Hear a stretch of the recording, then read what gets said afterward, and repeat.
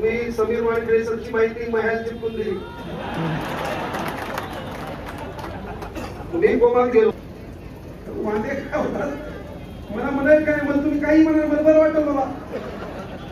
पण विषय काय की काही गोष्टी येत नाही. कारण काय होते माहितीये का, अलीकडं एखाद्या पोरीला पोरग पाहायला आलं तर कोणाची शेती आपल्या नावावर दाखवते. असं आहे दलिंदर आपल्या समाजात. तर मेन गोष्ट काय बाबा, जे खरं ते सांगणं काळाची गरज आहे. इथं बसलेल्या असो हा इथं बसलेल्या बायांना विनंती करतो, यावरून सहित जी बाई लेकरून घेऊन आली होती आणि तिची सून घरी आहे आणि ती सासू इथं लेकरून घेऊन आली, एखादा आजा इथं लेकरून घेऊन आला असेल तर नातू सांभाळणं म्हणजे पीएचडी करणे. पुन्हा तिसऱ्यांदा बाबा गाणं म्हणू वाकड्या का कीर्तन चालू आहे, आता याचं प्रेशर वाढलं. पुन्हा चौथ्यांदा बाबा गाणं म्हणू, आजा म्हणला बरं म्हण, हळूच कानात म्हण, म्हणली तर कानात.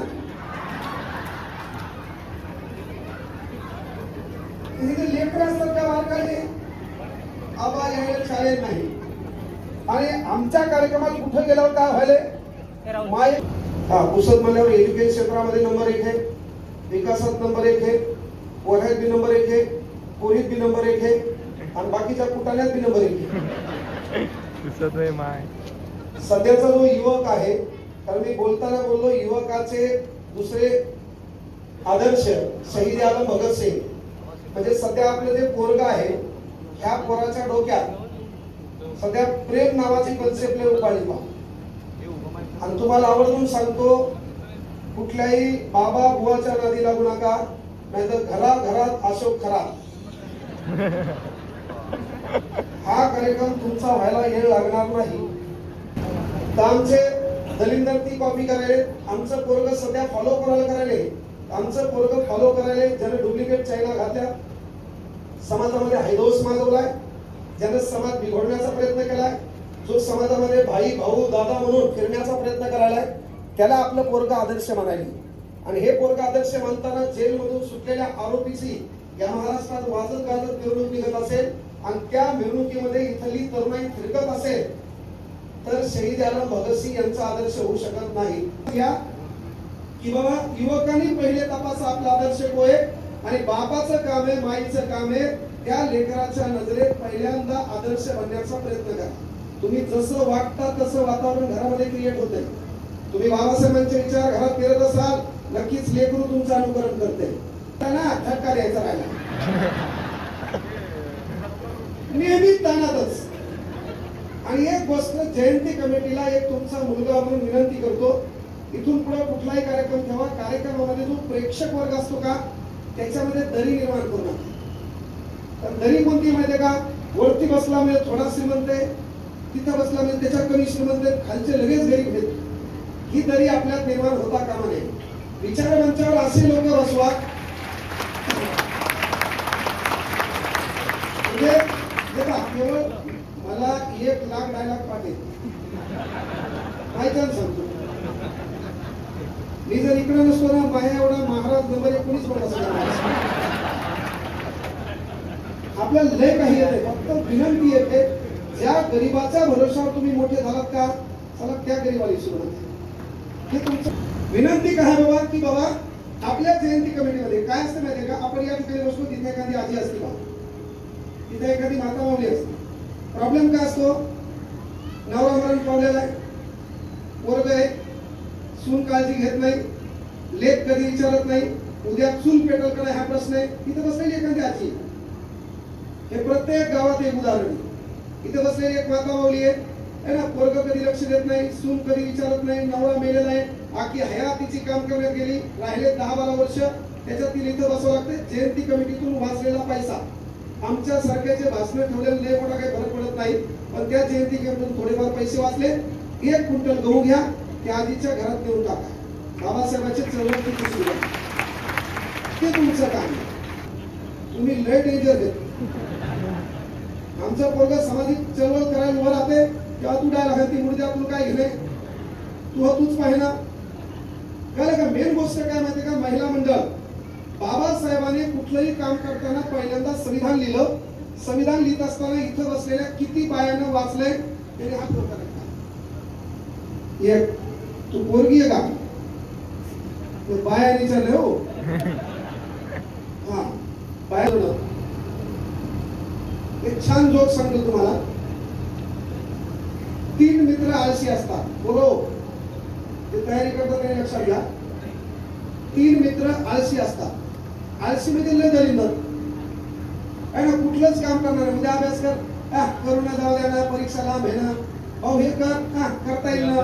असे 3 मित्र आळशी असतात आणि 3 जण एका रूम मध्ये जेवायला बसतात. आता जेवायला बसल्यावर एक एक घास खातात. एकच भाजी केलेली असते आणि तिघांनी एक एक घास खाल्ल्यावर तिघांनाही कळतंय भाजीत मीठ नाही. 3 एकमेकाकडे पाहतात. पण 3 कसे असतात? आता 3 एकमेकाकडे पाहतात. शेवटी मीठ म्हणजे काय 1-2 किलोमीटर आणायचं का? किचन रूम बाजूलाच असती ना. पण शेवटी काय होतं, 3 एकमेक घास खातात, 3 एकमेकाकडे पाहतात. पण 3 आळशी असतात. अर्धा तास झाले हे म्हणलं त्याला मीठ आण. आपण एकदा बसल्यावर आपण कोणाच्या बापाला उठत नाही. तू मीठ आण, विषयच नाही भाऊ. तू नाही नाही आपला विषय वेगळा आहे. आपण एकदा मांडी घातली क्लोज मॅटर. मग 3 जण अर्धा तास झाला एक एक घास खाल्लेला आहे. तिघांनी ठरवलं नेमकं करायचं काय. मग ज्याच्या घरी डबा पार्टी होती त्या डायला खाला एक काम करू, आपल्या 3 जे कोणी बोलव त्यानं मीठ आणायचं. आता मीठ आणायला लय लांब जायचं होतं का? म्हणजे तुम्हाला जेव्हा पुढे यावले ना तुम्ही जागीच सरकत आले. चळवळ करायची आपल्याला, बरोबर चळवळीत न्यायचंय. बाबासाहेबांचे विचार घराघरात पोहोचायचे है ना. आता मेन गोष्ट 3 ठरलं की जो कोणी पहिले बोलल त्यानं मीठ आणायचे. अर्धा तास झाला एकही बोललं नाही. काम काय होतं? पण 3 दलिंदर कसे आहेत? जोरात बोला, कसे आहेत? काम काय होतं? आता अर्ध्या तासानंतर एकमेकाला खुमायला लागले.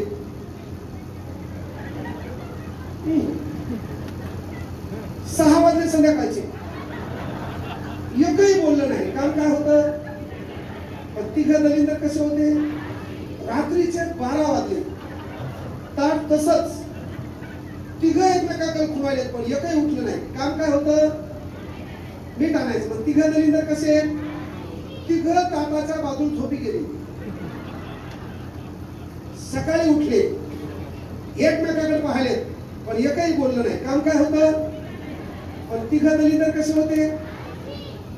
दुपारचे 12 वाजले एकमेकाकडे खुमायले पण साला एकही बोललं नाही. काम काय होतं? पण 3 दलिंदर कसे होते? दुसऱ्या दिवसाचे 6 वाजले ताट तसंच मीठ बाजूलाच किचन मध्ये तरी एकही बोलला नाही. काम काय होतं? पण 3 कसे आहेत? आता दुसऱ्या दिवसाचे 12 वाजले ताटाच्या बाजूला झोपले. 2 दिवस न जेवल्यामुळं बेसूत पडली पण साला एकही बोललं नाही. काम काय होतं? पण 3 दलिंदर कसे होते? बाजूचे गावातले शेजारी जाऊ लागले. 3 ताटाच्या बाजूला पडलेले दिसले. लोकांना डाऊट आला यायला 20 बरा झालाय आणि बहुतेक हे मेले. जे लोक रडायले रडल्यामुळं 3 जाग आला पण साला एकही बोलला नाही. काम काय होतं? पण 3 कसे?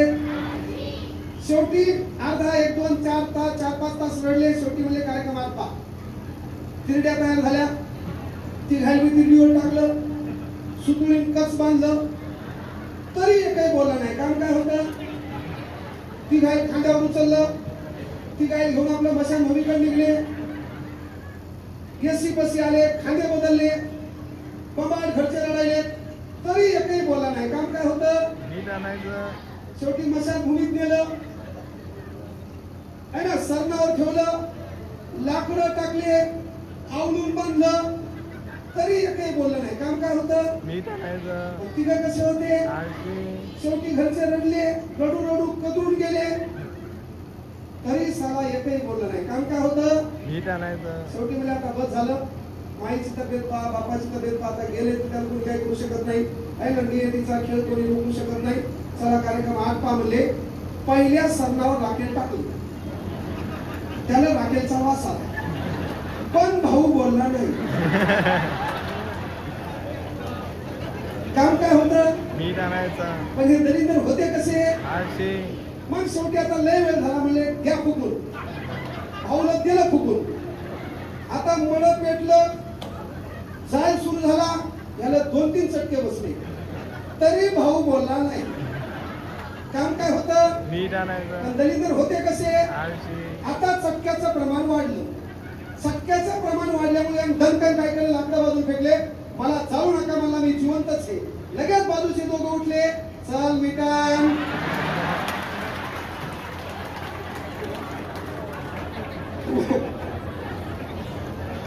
तुम्हाला इथल्या इथं पुढं व्हा म्हणलं, पटकन उठा, पटकन पुढं बसा.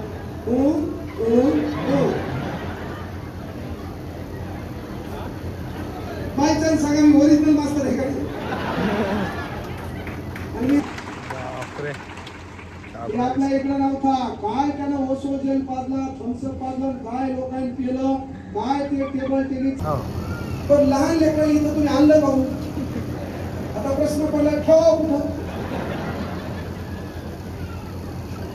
ते आहे म्हणा.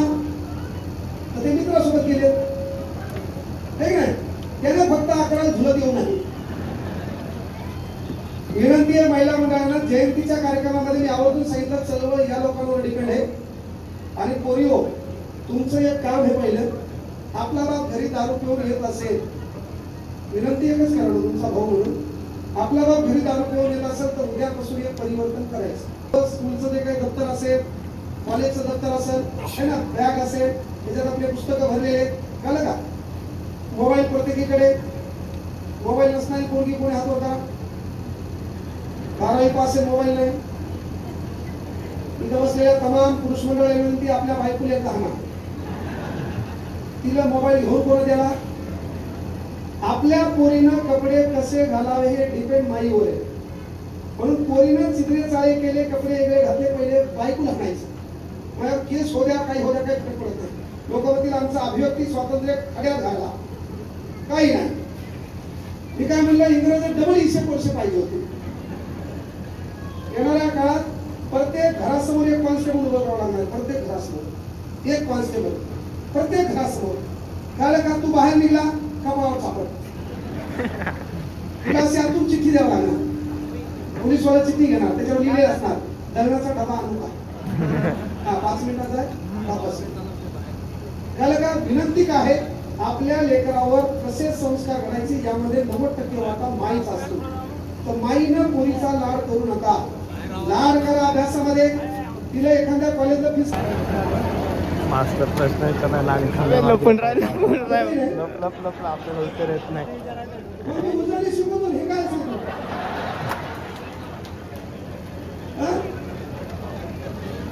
होय 52 भागिले 4 किती होतात. 4 एक बाकी उरली झाली 12. 52 ला 4 ने भागलं, 4 एक 4, बाकी उरली 2 च्या बाजूला गेला, किती झाले 12. 4 त्रिक, मग एका वर्षात महिने किती व्हायले, आठवडे 52 महिने किती व्हायले. मग कर्मचारी काम 13 महिने करणार, पगार 12 महिन्याचा आहे का नाही. आपल्या बापान त्याचा विचार केला. सरकारी सेवेमध्ये काम करताना कुठल्याही मजुराचा 1 तासाचा पगार कुठली व्यवस्था खाणार नाही. म्हणून आपल्या बापानं त्या 13 महिन्याचा विचार करून तुमच्या आमच्या पदरात दिवाळीचं बोनस टाकलं. काय केलं, काय केलं. मी असो तुम्ही असो, तुमच्यात 36 नाही 52 नोकरी असतात. 36 नाही, कोण बोललं 36. आणि ते आपण मोजून 5, ते मी घरी गेल्यावर दिली. कमिटीने एवढा खर्च करून, एवढा बेदार होऊन तुम्हाला बसण्याची व्यवस्था केली, कार्यक्रमाची व्यवस्था केली. त्या